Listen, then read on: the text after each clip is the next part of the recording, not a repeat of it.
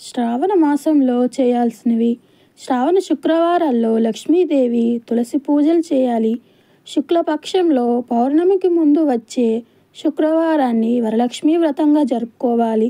శనివారాల్లో శనీశ్వరుడు, వెంకటేశ్వరుడు, ఆంజనేయ స్వామికి విశేషంగా అర్చనలు చేయాలి.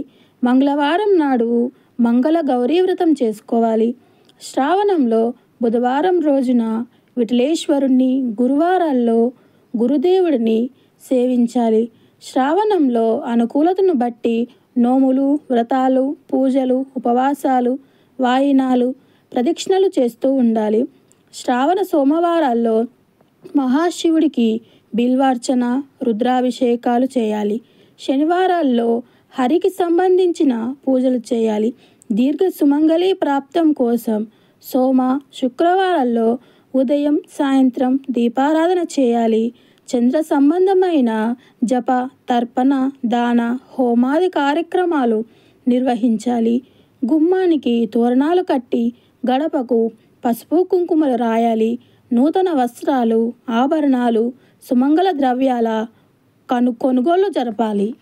శ్రావణ నక్షత్రం రోజున శ్రీ రమా సహిత సత్యనారాయణ స్వామి వారి వ్రతం చేయాలి.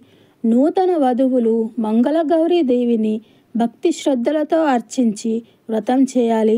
శ్రావణంలో పాడ్యమి మొదలు పౌర్ణమి వరకు పక్షం రోజుల పాటు పవిత్రారోపణ ఉత్సవాలు చేయాలి. ఒక పూట మాత్రమే భోజనం చేసి మంగళగౌరీ దేవిని అర్చిస్తే సకల శుభాలు, మాంగళ్య, సౌభాగ్యం కలుగుతాయి.